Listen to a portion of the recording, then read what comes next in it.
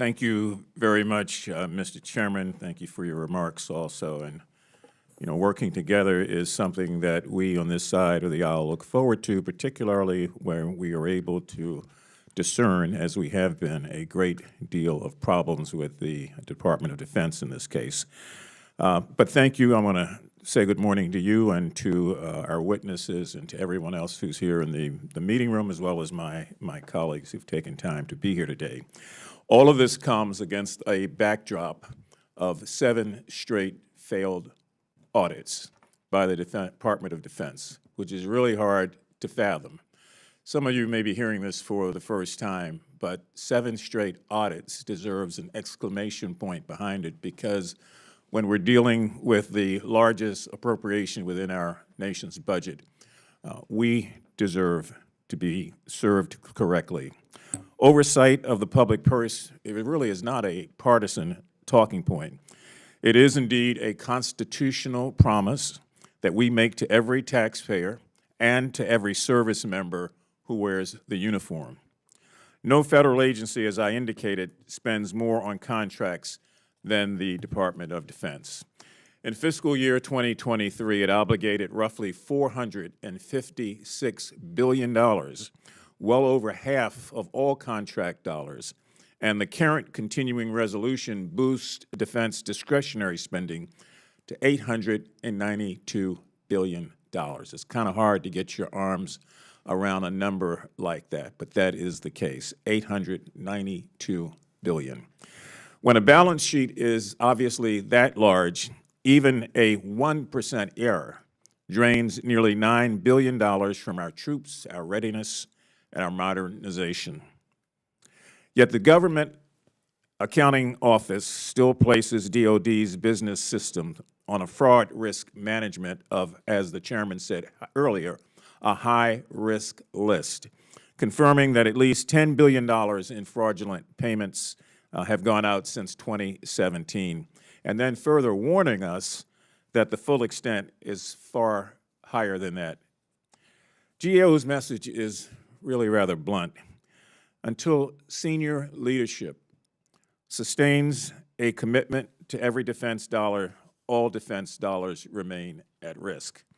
The leadership gap should concern this committee, contracting officers across the services, and others, because although there are many that do heroic, I should say, work, they need clear direction from the top. And right now, that is not where they are essentially getting it.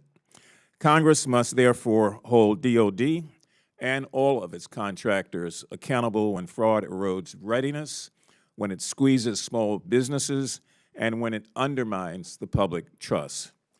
Disturbingly, the Trump administration has moved us in the wrong direction on this matter, because within days of taking office, it fired the DoD Inspector General, the department's chief watchdog, and has since proposed rolling back key acquisition safeguards. You know, speed has its virtues. I don't deny that.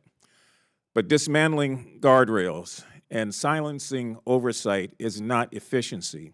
It is an engraved invitation to fraud. And so as we look at DoD's progress today, I think that our focus ought to be threefold. Number one, drive leadership commitment through every aspect of the agency. Fraud risk management cannot be relegated to the back office. Secretary Hegseth and several secretaries who serve with him must own it, resource it, and insist on measurable results. Number two, modernize the prevention tools. GAO has found that DoD still lacks the real-time analytics needed to expose phantom vendors and collusive bidding. So data must be able to talk to data before the money walks out of the door. I'm not suggesting that's how you fail 7 straight audits, but it's certainly not the way that you pass them.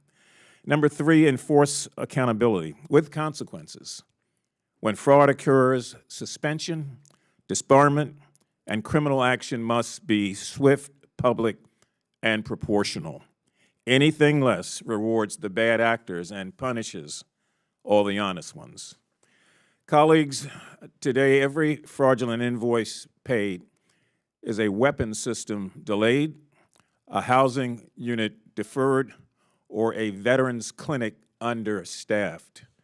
When we achieve and maintain the strongest military on earth, we have a clear obligation to make sure that every defense dollar works as hard as it possibly can for the men and women it is meant to serve. So I look forward to the testimony of our witnesses. I look forward to working with Chairman Sessions and my other colleagues on both sides of the aisle here to try to find a way, how do we translate all of their insights into some sort of concrete reform, because reform is clearly needed.